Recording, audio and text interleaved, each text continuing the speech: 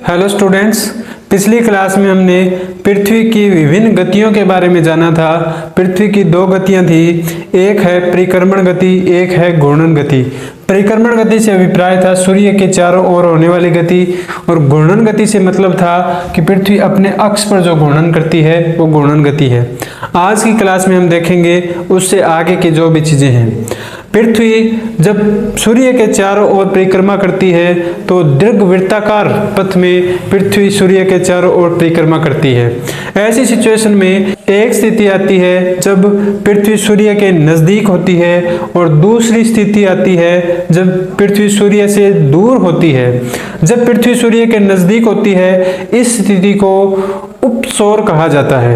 यह 3 जनवरी को घटित होती है। इस दिन पृथ्वी सूर्य से 14.70 करोड़ किलोमीटर दूर होती है। दूसरी तरफ एक घटना घटित होती है जब पृथ्वी सबसे दूरी पर होती है सूर्य से। यह घटना अपसौर कहलाती है। यह 4 जुलाई को घटित होती है। इस दौरान सूर्य और पृथ्वी के बीच की दूरी 15.21 करोड़ किलोमीटर होती है।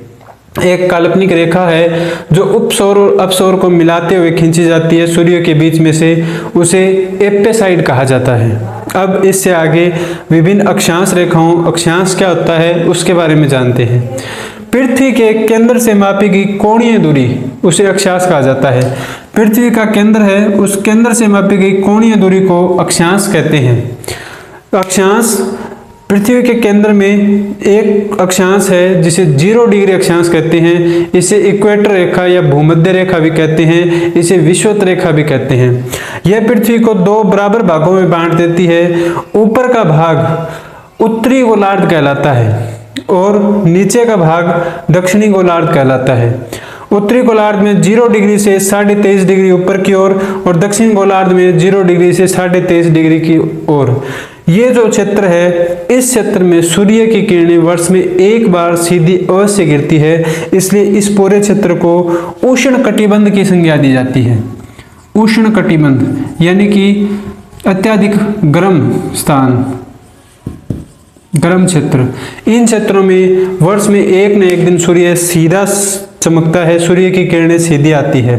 उसके बाद 23.5 डिग्री उत्तर से 66.5 डिग्री उत्तर की ओर तथा 23.5 डिग्री से 66.5 डिग्री दक्षिण की ओर। यहाँ भी जो उष्णता की मात्रा है थोड़ी कम मात्रा में पहुंचती है, इसलिए इस क्षेत्र को शीतोष्ण कहा जाता है। उसके बाद 66.5 डिग्री से 90 डिग्री तक उत्तर और 66.5 डिग्री से 90 डिग्री दक्षिण तक शीत कटिबंध होता है, क्योंकि यहाँ पर सूर्य की किरणें बहुत ज्यादा तिरछी पड़ती है, जिसके कारण यहाँ पर अत्यधिक ठंड होती है। अब यह जो सभी अक्षांश रेखा खींची गई है, उन सभी अक्षांश रेखाओं को विशेष नाम दिए गए हैं। जैसे 23.5 डिग्री उत्तरी अक्षांश है, उसे कौरक रेखा कहते हैं। कौरक रेखा या ट्रॉपिक ऑफ कैंसर की संज्ञा दी जाती है। वहीं 23.5 डिग्री दक्षिणी अक्षांश को मकर रेखा या ट्रॉपिक ऑफ कैप्रिकॉर्न की संज्ञा दी जाती है।